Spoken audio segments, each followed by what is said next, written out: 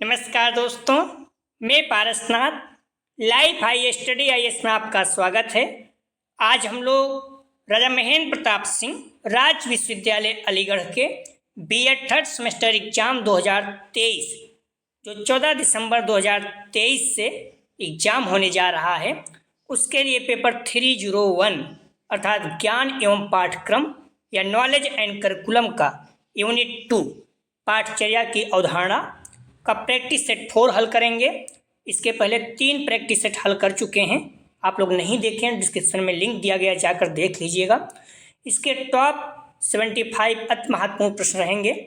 यहाँ से निश्चित रूप से एग्जाम में प्रश्नों के सेम टू सेम आने की संभावना है, इसलिए आप लोग वीडियो को पूरा देखिएगा। पहले यूनिट वाइज, उसके बाद फुल प्रैक्टिस सेट हल करेंगे। यह पेपर 80 अंक का होगा, 75 प्रश्न दिया रहेगा, 65 प्रश्न हल करना होगा। ध्यान रखिएगा, 75 प्रश्न रहेगा, 65 प्रश्न आप लोगों को हल करना होगा। एक प्रश्न 1.2 अंक का होगा। यदि कुछ बदलाव होता आगे चल के तो आपको समाचार दिया जाएगा, लेकिन प्रेजेंट टाइम में यही स्थिति है। और समय 2 घंटे अर्थात 120 मिनट को होगा। इस पेपर में पास होने के लिए आप लोगों को कम से कम 32 अंक प्राप्त करना होगा और प्रश्न 26 सही करना होगा। तो क्लियर हो गए हैं आप लोग? कई बच्चे पूछते रहते हैं, 75 में 65 प्रश्न हल करना है और कम से कम 26 प्रश्न आपको सही करना है। तो दोस्तों, प्रश्नों पर आएँ, लेकिन उससे पहले प्लीज़ आप लोग वीडियो को ज़्यादा से ज़्यादा शेयर कीजिए, जिससे सभी लोगों को लाभ हो सके। यदि आप लोग चैनल को सब्सक्राइब नहीं किए हैं तो चैनल को सब्सक्राइब कीजिए तथा वीडियो को लाइक और शेयर जरूर कीजिए, इससे मोटिवेशन मिलता है। आइए देखते हैं प्रश्नों को। पेपर 301 अर्थात ज्ञान एवं पाठ्यक्रम का यूनिट 2 पाठचर्या की अवधारणा कंसेप्ट ऑफ करिकुलम, इसका पार्ट 2 हल करेंगे। पार्ट 1 हम लोग देख चुके हैं। यूनिट फर्स्ट का दो पार्ट हम लोग हल किए हैं और यूनिट सेकंड भी 2 पार्ट में हल किए हैं। तो पहला पार्ट हम लोग कल हल हो चुके थे, आज सेकंड पार्ट हल करेंगे। लिंक आप प्लेलिस्ट, यदि आप यहाँ पर क्लिक करते हैं, डिस्क्रिप्शन में सबसे ऊपर ही आपको मिल जाएगा, तो आप 301 के प्लेलिस्ट में पहुँच जाएंगे। सारी वीडियो आपको एक जगह मिल जाएगी और लिंक आप प्लेलिस्ट ऑल सब्जेक्ट है जस्ट उसके नीचे, वहाँ क्लिक करेंगे, सारे विषय का एक जगह एक वीडियो में मिल जाएगा। क्लियर? तो एक सारे पेपर का वीडियो एक ही प्लेलिस्ट में मिल जाएगा यदि ऑल वाले पे आप क्लिक करेंगे। तो यहाँ पर क्लिक करेंगे, इस तरह से जो 301 302 है, तो आपको पेपर वाइज मिलेगी वीडियो। क्लियर है? आइए देखते हैं प्रश्नों को, लेकिन प्लीज़ आप लोग वीडियो को ज़्यादा से ज़्यादा शेयर कीजिए। दोस्त यार जो भी कॉलेज में आप पढ़ रहे हैं, ग्रुप है। पहला प्रश्न है, जो छात्र पढ़ने में कुछ कमज़ोर हों उनके प्रति आप क्या दृष्टिकोण रखेंगे? ए उपेक्षापूर्ण, बी कठोर, सी दया का, डी सहानुभूति का। तो जो छात्र पढ़ने में कमज़ोर हैं उनके प्रति आप क्या दृष्टिकोण रखेंगे? तो इसका सही जवाब हो जाएगा डी सहानुभूति का। कठोर रख ही नहीं सकते हैं, नेगेटिव पॉइंट है। उपेक्षापूर्ण भी नहीं रख सकते हैं, दया का मतलब कोई मतलब नहीं है दया का, सहानुभूति रखेंगे। अगला प्रश्न है, बाल अवस्था की प्रमुख मनोवैज्ञानिक विशेषता क्या है? ए पर निर्भरता, बी अनुकरणात्मक प्रवृत्ति का भाव, सी सामूहिकता का भावना, डी धार्मिकता। सही जवाब हो जाएगा सी सामूहिकता की भावना। अगला प्रश्न है, हम्बली रिक्वेस्ट है आप लोग वीडियो को ज़्यादा से ज़्यादा शेयर कीजिए और लाइक ज़रूर कीजिए, इससे कोई नुकसान नहीं होता है लाइक करते हैं तो, लेकिन हमें मोटिवेशन मिलता है। तो प्लीज़ वीडियो को लाइक और शेयर कीजिए, इससे सभी बच्चों को लाभ भी हो। निश्चित रूप से आप लोगों को लाभ हो रहा होगा और देख भी चुके हैं फर्स्ट सेमेस्टर सेकंड सेमेस्टर में। तो जो जिस कॉलेज में आप पढ़ते हैं वहाँ जो फर्स्ट ईयर के बच्चों का एडमिशन हुआ है उन्हें भी इस चैनल के बारे में बताइए। हम्बली रिक्वेस्ट है, जैसे आप लोगों का एग्जाम खत्म हो जाएगा उन लोगों को पढ़ाया जाएगा, और जो फर्स्ट सेमेस्टर के प्रैक्टिस सेट पढ़े हुए हैं उनके काम किए हैं बोल दीजिए, आप देखते रहें। ठीक है, निश्चित रूप से वहीं से प्रश्न आएंगे। प्रश्न है, बाल अवस्था में शिक्षा का स्वरूप क्या होना चाहिए? एक खेल कूद की छूट बिल्कुल नहीं दी जानी चाहिए, बी सामूहिक खेल और रचनात्मक कार्यों के माध्यम से शिक्षा दी जानी चाहिए, सी स्वयं न पढ़ने पर दंडित किया जाना चाहिए, डी इनमें से कोई नहीं। तो पहली बात आप लोग ध्यान रखना, छूट नहीं दी जानी चाहिए, अनुशासन बहुत ज़्यादा कड़ा हो, निगेटिव होता है तो गलत है। स्वयं न पढ़ने पर दंडित भी निगेटिव है, तो इसका सही जवाब हो जाएगा बी सामूहिक खेलों एवं रचनात्मक कार्यों के माध्यम से शिक्षा दी जानी चाहिए। ध्यान रखना, कभी भी निगेटिव पॉइंट सही नहीं हो सकता है। अगला प्रश्न है, कक्षा शिक्षण की उत्तम प्रणाली है जिसमें, सही जवाब हो जाएगा, ध्यान रखना 4 का डी, अध्यापक और छात्र दोनों से परस्पर प्रश्न पूछकर। ठीक है, तो कक्षा शिक्षण की उत्तम प्रणाली है जिसमें अध्यापक और छात्र दोनों से प्रश्न पूछकर, ध्यान रखना, सही जवाब हो जाएगा डी। अगला प्रश्न है,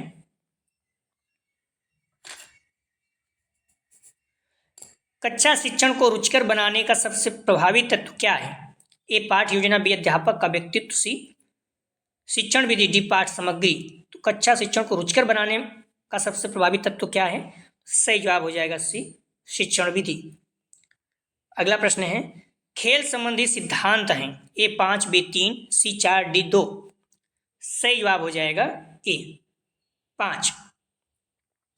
अगला प्रश्न है, जो व्यक्ति सहानुभूति के गुण से वंचित है उसे शिक्षक नहीं बनना चाहिए। या कथन है, ए रॉस का, बी ड्यूबी का, डी सी नन का, डी हीगल का। सही जवाब हो जाएगा बी जॉन ड्यूबी का। अगला प्रश्न है, निम्न में से कौन सा कारक विकास या वृद्धि को प्रभावित करता है? ए भोजन व्यवसाय, सी ग्रंथियों की क्रियाशीलता, डी उपयुक्त सभी। सही जवाब हो जाएगा डी उपयुक्त सभी। अगला प्रश्न है, व्यक्तित्व भिन्नता का प्रमुख आधार है, ए अधिगम विरुचि, सी लिंग भेद, डी उपयुक्त सभी। व्यक्तित्व भिन्नता का प्रमुख आधार है, सही जवाब हो जाएगा इसका डी उपयुक्त सभी। अगला प्रश्न है, आप चाहते हैं कि आप छात्रों को जो पढ़ाते हैं उसे भूलें नहीं, इसके लिए आप क्या करेंगे? ए गृह कार्य देंगे, बी पुराने ज्ञान को दोहराएंगे, सी नवीन परिस्थितियों में अर्जित भूमिका का प्रयोग कराएंगे, डी उपयुक्त तीनों। सही जवाब हो जाएगा डी उपयुक्त तीनों। अगला प्रश्न है, वंशानुक्रम तथा डॉट डॉट एक दूसरे के पूरक हैं। तो ए विज्ञान, बी पर्यावरण, सी इतिहास, डी वायुमंडल। तो वंशानुक्रम तथा पर्यावरण जो है एक दूसरे के पूरक है, सही जवाब हो जाएगा बी। अगला प्रश्न है, पर्यावरण वह बाहरी वस्तु है जो हमें प्रभावित करती है या हम मत है, किसका विचार है? सही जवाब हो जाएगा, ध्यान रखना इसका, ए रॉस का। आप लोग जवाब जरूर दिया करें, गलत होगा कोई बात नहीं, लेकिन प्रश्न आपके दिमाग में बैठता रहेगा। अगर आप जवाब नहीं देंगे तो हो सकता फिर प्रश्नों पर ध्यान इधर उधर भटक सकता है। तो आप आंसर देते रहें, सॉल्व करते रहें। आप लोग बुक और मॉडल पेपर को अच्छे से पढ़ें और टेस्ट दें। सबसे बेहतरीन जो पढ़ने का तरीका है यही है कि आप पढ़िए, टेस्ट दीजिए। इससे क्या होगा, आपको लेवल पता चलेगा तैयारी हुई है कि नहीं हुई है तो फिर से पढ़िए। तो जो भी समय है उसमें आप बुक और मॉडल पेपर पढ़िए, अच्छा रहेगा। किस सन के पश्चात पाठ्यक्रम विकास पर पुनः विचार किए गए? ए 1960 में, बी 1961, बी 1969, सी 1965 में। सही जवाब हो जाएगा डी 1965। अगला प्रश्न है, पाठ्यक्रम का निर्माण किस प्रकार की योग्यताओं के अनुसार किया जाता है? ए रुचियों के अनुसार, बी आवश्यकताओं के अनुसार, सी क्षमताओं के अनुसार, डी इन सभी के अनुसार। सही जवाब हो जाएगा डी इन सभी के अनुसार। अगला प्रश्न है, बाल केंद्रित पाठ्यक्रम के उदाहरण कौन से हैं? ए मंटेसरी पद्धति, बी किंडरगार्टन पद्धति, सी योजना पद्धति, डी उपयुक्त सभी। सही जवाब हो जाएगा डी उपयुक्त सभी। अगला प्रश्न है, घर ही शिक्षा का सर्वोत्तम स्थान और बालक का प्रथम विद्यालय है, यह कथन किसका है? ए पेस्टोलॉजी, बी रूसो का, सी मंटेसरी का, डी अरस्तु का। सही जवाब हो जाएगा इसका ए पेस्टोलॉजी का। अगला प्रश्न है, क्यूरेरे शब्द का अर्थ है, मोस्ट इंपॉर्टेंट रखिएगा इसको। ए दौड़ का मैदान, बी विद्यालय, सी सभागार, डी इनमें से कोई नहीं। क्यूरेरे शब्द का अर्थ है, सही जवाब हो जाएगा इसका ए दौड़ का मैदान, महत्वपूर्ण है। अगला प्रश्न है, किसी भाषा नीति में पाठ्यक्रम को स्थान दिया गया? ए भाषा नीति 1968, बी भाषा नीति 1986, सी भाषा नीति 1964, डी भाषा नीति 1960। सही जवाब हो जाएगा बी भाषा नीति 1986 में। अगला प्रश्न है, कोर पाठ्यक्रम के मुख्य विषय कौन से होते हैं? कोर पाठ्यक्रम के मुख्य विषय कौन से होते हैं? ए भाषा व गणित, बी स्वास्थ्य एवं शारीरिक विज्ञान, सी सामान्य विज्ञान एवं सामाजिक विज्ञान, डी उपयुक्त सभी। तो कोर पाठ्यक्रम के मुख्य विषय कौन से होते हैं? सही जवाब हो जाएगा इसका डी, सभी। ध्यान रखना, भाषा, गणित, स्वास्थ्य एवं शारीरिक शिक्षा, सामान्य विज्ञान व सामाजिक अध्ययन, सभी। आप लोग ध्यान रखना, कोर मतलब अनिवार्य होता है, तो गणित, विज्ञान, सामाजिक अध्ययन विषय अनिवार्य विषय एवं अनिवार्य पाठ्यक्रम के अंतर्गत आते हैं। इसके अतिरिक्त हर छात्र को एक हस्तकलाकार, कृषि, बागवानी, डलिया बनाना, चित्रकारी, मूर्ति तथा खिलौने बनाना आदि में से एक का चयन अनिवार्य रूप से करना होगा। क्लियर? अगला प्रश्न है, यदि शिक्षा उत्पाद है तो पाठ्यक्रम क्या है? ए योजना, बी परिस्थितियां, सी साधन, डी उपयुक्त सभी। तो आप लोग ध्यान रखना, यदि शिक्षा उत्पाद है तो पाठ्यक्रम क्या है? तो अगर मॉडल पेपर में देखेंगे तो ए दिया है, और अगर चैट जीपीटी या फिर अन्य जगह देखें तो साधन दिया हुआ है, और भी कुछ राइटर भी इसको बोले हुए हैं, तो हर जगह अलग अलग है। अगर आप पाठ्यक्रम को करिकुलम के आधार पर माने तो सभी हो जाता है, अगर सिलेबस के आधार पर माने तो साधन हो जाता है। तो यदि शिक्षा उत्पाद है तो पाठ्यक्रम क्या है, इसे हम डी मान के चलेंगे। ठीक है, अगर आप चाहें तो एक बार चेक कर लें, अगर आपको कुछ और मिलता है बताइएगा। बाकी अगर पहले ही बता दिया, यहाँ पर साधन भी मिल रहा है और योजना मॉडल पेपर में दिया है। तो यदि शिक्षा उत्पाद है तो पाठ्यक्रम क्या है? योजना तो है ही भाई, आप पाठ्यक्रम योजना के अनुसार ही तो पढ़ाते हैं, और साधन भी है एक। तो परिस्थितियाँ पता नहीं, क्लियर नहीं है, तो इसलिए अगर दो सही है तो तीनों सही होने की संभावना है, तो हमेशा डी मान के चल रहे हैं। बार आप लोग देख लीजिएगा, कुछ अगर आपको लगता है तो आप बताइएगा। ठीक है, पाठ्यक्रम का अर्थ करिकुलम माना जाए तो डी होगा, लेकिन यदि पाठ्यक्रम का अर्थ सिलेबस माना जाए तो इसका अर्थ साधन होना चाहिए। मैंने लिख भी दिया है। अगला प्रश्न है, पाठ्यक्रम का मुख्य उद्देश्य क्या है? ए छात्रों का सर्वांगीण विकास, बी छात्रों का चरित्र निर्माण, सी बालकों को लोकतंत्री समाज हेतु तैयार करना, डी उपयुक्त सभी। सही जवाब हो जाएगा डी, उपयुक्त सभी। अगला प्रश्न है, अधिकारियों द्वारा निर्धारित कौन से विषय पाठ्यक्रम के अंतर्गत आते हैं? ए भाषण प्रतियोगिताएं, विवाद विवाद सी कविता, डी उपयुक्त सभी। सही जवाब हो जाएगा डी, उपयुक्त सभी। अगला प्रश्न है, शिक्षा क्या है? ए प्रक्रिया, बी अधिगम, सी उत्पाद, डी उपयुक्त सभी। सही जवाब हो जाएगा शिक्षा क्या है, डी सभी है। तभी आप यहाँ देख सकते हैं उत्पाद आ गया है। ठीक है, बट वहाँ पूछा था उत्पाद जो है शिक्षा एक उत्पाद है, तो पाठ्यक्रम क्या है? शिक्षा क्या है, सही जवाब हो जाएगा डी। क्लियर? अगला प्रश्न है, पाठ्यक्रम का क्षेत्र किस प्रकार का होता है? तो हम लोग इसको देख भी चुके हैं। पाठ्यक्रम जो होता है ये कैसा होता है? बी विस्तृत होता है। पाठ्यक्रम के मुख्य आधार कौन से हैं? ए राष्ट्र अधिगमकर्ता, बी समुदाय समाज, सी राष्ट्र, डी उपयुक्त सभी। सही जवाब हो जाएगा डी, उपयुक्त सभी। हम्बली रिक्वेस्ट है, आप लोग वीडियो को ज़्यादा से ज़्यादा शेयर कीजिए, जिससे सभी लोगों को लाभ हो सके, और लाइक जरूर किया करें। प्लीज़ वीडियो को लाइक और शेयर कीजिए। आप लोग ध्यान रखना, अगर आप बुक और मॉडल पेपर अच्छे से पढ़ रहे हैं अभी से, तो निश्चित रूप से एग्जाम के समय को कोई दिक्कत नहीं हो। कुछ बच्चे क्या है 2 4 10 दिन पढ़ते हैं, फिर वो दिक्कत होता है। ठीक है, तो आप लोग कंटिन्यू, अगर टाइम नहीं है तो कहीं आते जाते या फिर जो भी चीज़ें हैं भोजन करते हैं, कभी भी आपको ऐसे भी लगता है टाइम जहाँ भी मिलेगा जा रहे हैं, तो मोबाइल आप निश्चित रूप से ईयरफोन लगा के देखते रहिए। इससे क्या है, कुछ तैयार रहता है। बाद में आप सोचेंगे कि दिक्कत हो जाए, क्योंकि वीडियो भी तो है स्लो भी बना रहे हैं, धीरे है थोड़ा सा स्पीड, आप चाहे तेज कर लें तो फिर आप पढ़ नहीं पाएंगे, तो नया नया लगेगा, सब भूल जाएंगे। तो ये बच्चे करते हैं, इसलिए मैं बता रहा हूँ। तो आप लोग अभी से पढ़ते रहिए, किसी भी कीमत पर टाइम निकालिए, कैसे भी आप पढ़िए। 2 बार 3 बार जो पुराने हैं उसे बार बार देखते रहिए। सारे प्रश्न आपको रटे होने चाहिए, क्योंकि बार 75 65 करना है तो निश्चित रूप से आपको दिक्कत होगी अगर नहीं पढ़ेंगे तो। 65 करना आसान है, क्योंकि 50 में भी दिक्कत हो जाती है। आप देखते हैं अब कोई बच्चे पूरा कर देते हैं, लेकिन यहाँ भी पूरा कर सकते हैं, बट आप पढ़े रहेंगे तभी। मैं सभी की बात कर रहा हूँ।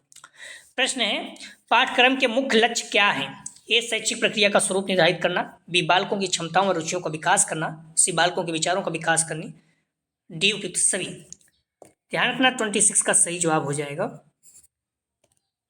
डी, उपयुक्त सभी। पाठ्यक्रम का मुख्य लक्ष्य क्या है? सभी है।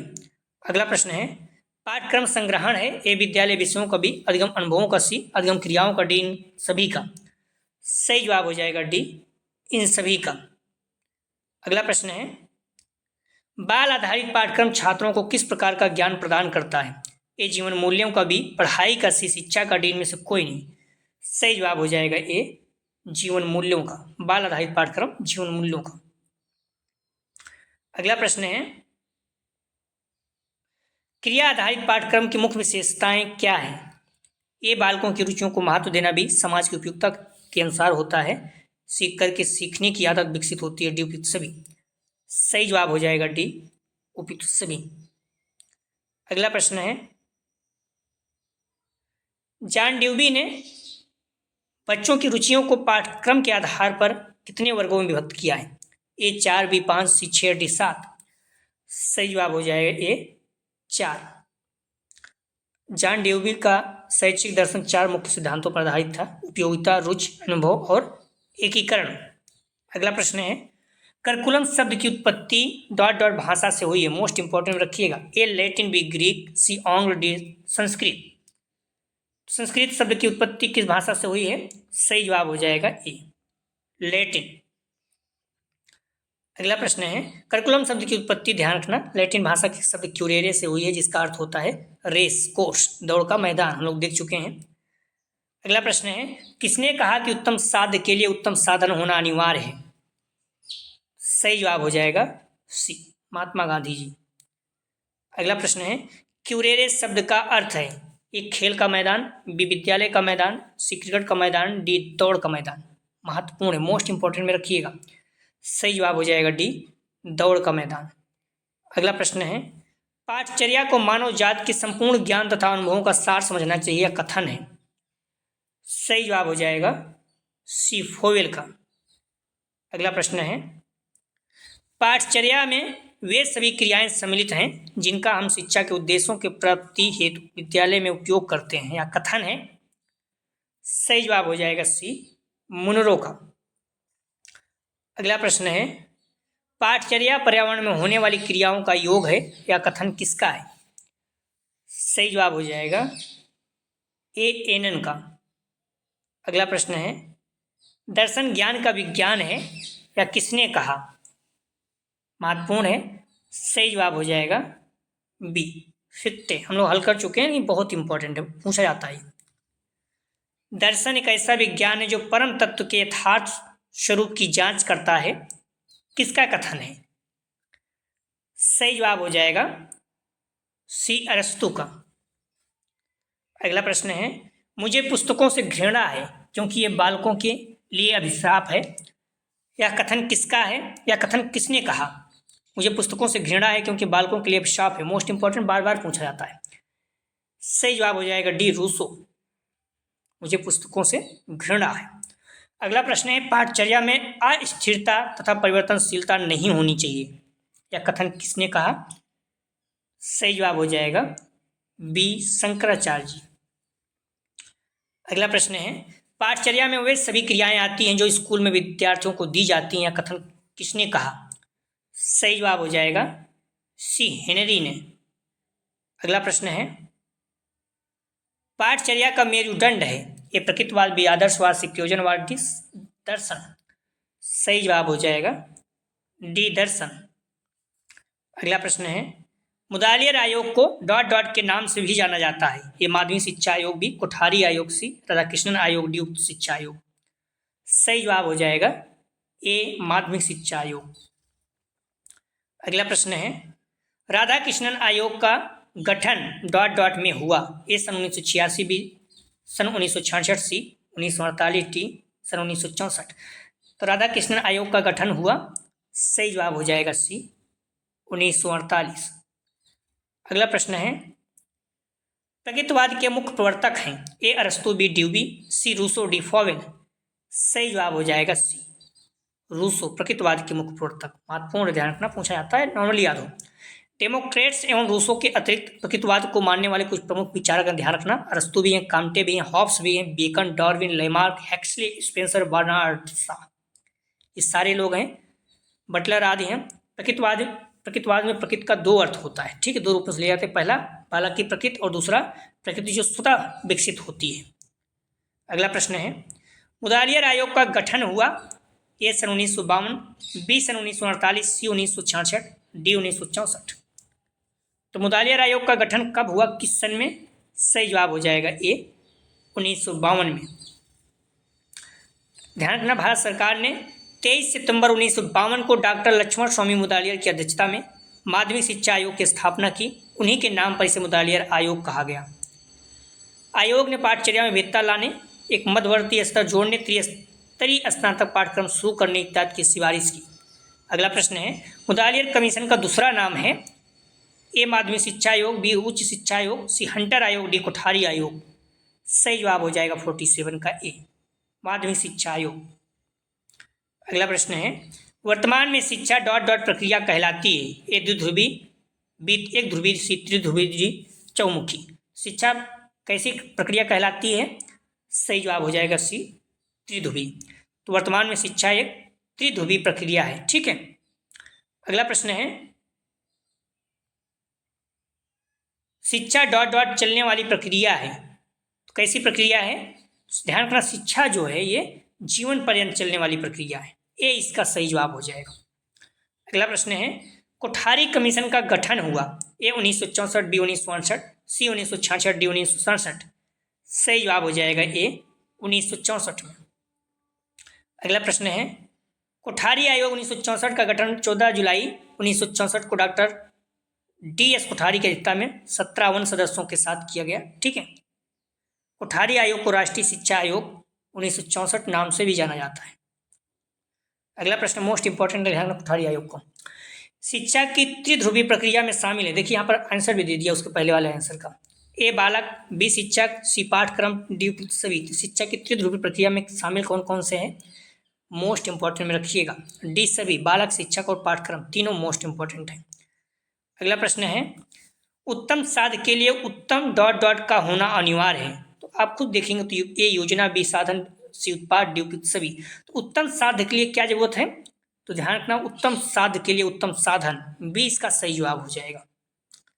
अगला प्रश्न है, औपचारिक शिक्षा प्राप्त होती है? ए घर में, बी घर से बाहर, सी विद्यालय में, डी विद्यालय से बाहर। सही जवाब हो जाएगा सी विद्यालय में। औपचारिक शिक्षा ध्यान रखना विद्यालय में, अनौपचारिक जो है घर में। औपचारिक शिक्षा मूलतः विद्यालय के द्वारा प्रदान की जाती है। अनौपचारिक शिक्षा ध्यान रखना पूर्व विचारित नहीं होती। बालक इसे अपने परिवार के अंदर, आस पड़ोस, खेल के मैदान, पार्क आदि जैसे खुले वातावरण में सार्वजनिक रूप से सार्वजनिक जगहों पर उठते बैठते खेलते कूदते बातचीत करते हुए प्राप्त करता है। ठीक है। अनौपचारिक तो ध्यान रखना, अनौपचारिक मतलब घर से भी हो सकता है, दोस्तों से भी हो सकता है। ठीक है। खेलते हुए फ्रेंड वगैरह से कहीं से भी प्राप्त कर सकता है। और यह समाचार या पत्राचार, संपर्क कार्यक्रम, जनसंचार के साधनों द्वारा शिक्षा प्रदान की जाती है। कौन सा? अनौपचारिक वाला, ध्यान रखिएगा। अगला प्रश्न है,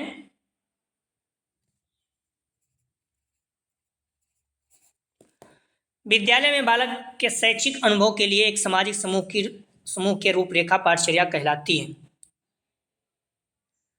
या कथन है? सही जवाब हो जाएगा डी, ब्यूशैम्प का। अगला प्रश्न है, उन सभी क्रियाओं का प्रारूप जिनके द्वारा शैक्षिक लक्ष्यों अथवा उद्देश्यों को प्राप्त कर लेंगे पाठचर्या की संज्ञा दी जाती है या कथन है? तो सही जवाब हो जाएगा सी, पॉल हिसर्ट का।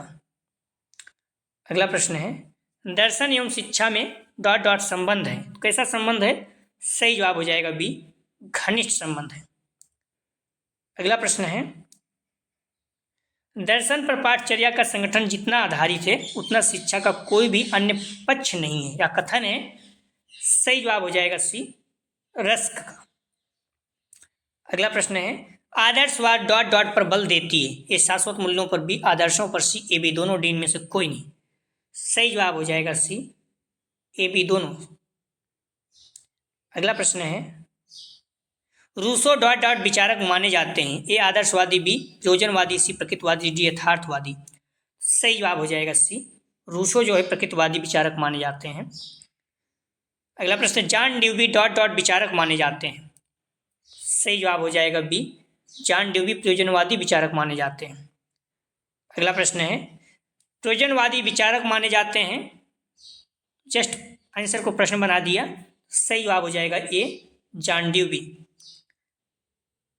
प्रयोजनवाद है, सही जवाब हो जाएगा, ध्यान रखना सी, अनुभव केंद्रित है।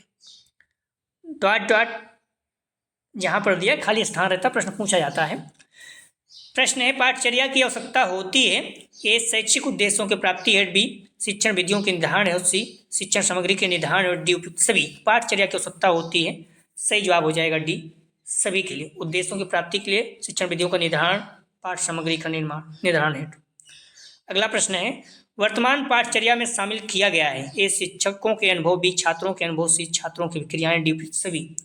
सही जवाब हो जाएगा डी सभी। अगला प्रश्न है, पाठचर्या निर्माण एवं विकास का आधार है। ये दार्शनिक, भी मनोवैज्ञानिक, सी सामाजिक, डी उपयुक्त सभी। सही जवाब हो जाएगा डी उपयुक्त सभी। अगला प्रश्न है, गरीबी, अशिक्षा, जनसंख्या वृद्धि आदि हैं। तो ये सामाजिक समस्याएं, बी राजनीतिक समस्याएं, सी सांस्कृतिक समस्याएं, डी आर्थिक समस्याएं। बहुत ही सरल है, आप लोग बताइए गरीबी, अशिक्षा, जनसंख्या वृद्धि कैसी समस्याएं हैं। सही जवाब हो जाएगा ये सामाजिक समस्याएं। सरकार इस पर काम करती, बार बार इस पर बात करती है कि हम सामाजिक समस्याओं से दूर करना चाहिए, इसमें गरीबी, अशिक्षा और जनसंख्या वृद्धि तीनों हैं। अगला प्रश्न है, अध्ययन में अरुचि, अपव्यय, अवरोधन आदि हैं। ये सामाजिक समस्याएं, भी शैक्षिक समस्याएं, सी सांस्कृतिक समस्याएं, डी आर्थिक समस्याएं। तो अध्ययन में अगर अरुचि है, अपव्यय है, अवरोधन है, कैसी समस्याएं हैं। सही जवाब हो जाएगा बी, ये शैक्षिक समस्याएं हैं, शिक्षा से संबंधित। अगला प्रश्न है, पाठचर्या का क्षेत्र बहुत है। ए विस्तृत, बी संकुचित, सी विकासात्मक, डी प्रायोगिक। पाठचर्या का क्षेत्र बहुत है तो कैसा है, ध्यान रखना 68 का सही जवाब हो जाएगा ए, विस्तृत है। पाठचर्या का क्षेत्र बहुत विस्तृत है। ठीक है, पाठचर्या का क्षेत्र बहुत विस्तृत है। अगला प्रश्न है,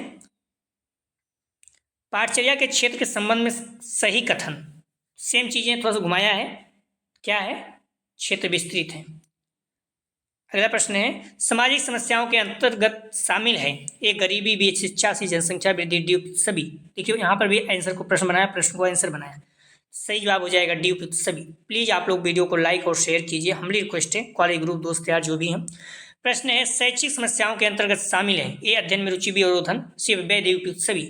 सही जवाब हो जाएगा डी उपयुक्त सभी। अगला प्रश्न है, पाठचर्या के उद्देश्यों में शामिल नहीं है। ए सर्वांगीण विकास करना, बी लोकतंत्र की स्थापना, सी योग्य नागरिकों का निर्माण, सी सुख का प्राप्त करना। सही जवाब हो जाएगा डी, सुख का प्राप्त करना। ये नहीं है, बाकी सारी चीजें हैं। क्लियर? कुछ प्रश्न हैं, आप लोग उसका जवाब जरूर दीजिएगा कमेंट सेक्शन में। अगर नहीं आ रहा है तो पिछला वीडियो देख लीजिएगा, आपको आंसर मिल जाएगा, लेकिन इसका जवाब जरूर महत्वपूर्ण है, निश्चित रूप से एग्जाम में आएगा। निम्नलिखित में से कौन सा स्रोत पाठ्यक्रम निर्माण का स्रोत नहीं है। ए नेता, बी समाज, सी विज्ञान, डी ज्ञान। अगला प्रश्न है, पाठ से आगामी क्रियाओं के संगठन का सिद्धांत नहीं है। ए अध्यापकों की रुचि का कोई ध्यान नहीं, बी अध्यापकों का मार्गदर्शन, सी छात्रों का सहयोग, डी साधनों की पर्याप्तता। तीसरा प्रश्न है, निम्नलिखित में से किस स्तर का अभिकरण पाठ्यक्रम निर्माण में योगदान देता है। ए जिला स्तर, बी राज्य स्तर, सी राष्ट्रीय स्तर, डी सभी। अगला प्रश्न है, पाठ्यक्रम कैसा होना चाहिए। ए छात्र केंद्रित, विद्यालय केंद्रित, से शिक्षक केंद्रित, डी इनमें से कोई नहीं। चारों प्रश्नों का जवाब आप लोग जरूर दीजिएगा, महत्वपूर्ण है। यदि आप लोग ध्यान रखिए, डिस्क्रिप्शन में जाएंगे, यहाँ पर क्लिक करेंगे तो आप प्लेलिस्ट में पहुँच जाएंगे, सारी वीडियो आपको एक जगह मिल जाएगी। चौथी वीडियो है, तो आप लोग देखते रहिए, हम लोग कंटिन्यू से हल करते रहेंगे। पेपर 301 ज्ञान एवं पाठ्यक्रम, जो अगला टेस्ट होगा यूनिट 3 का होगा। ज्ञान के प्रसारण के लिए संगठनात्मक वातावरण, organisation, climate for transmission of knowledge. तो हमारी रिक्वेस्ट है, आप लोग वीडियो को लाइक और शेयर करते रहें, पूरा हल करते रहें। ऐसा नहीं 10 दिन पढ़ेंगे कुछ हो जाएगा, अगर आप सभी से पढ़ते रहेंगे ठीक है। अब एग्जाम नज़दीक आ रहे हैं, कुछ करेंगे तो आप निश्चित रूप से भूल जाएंगे।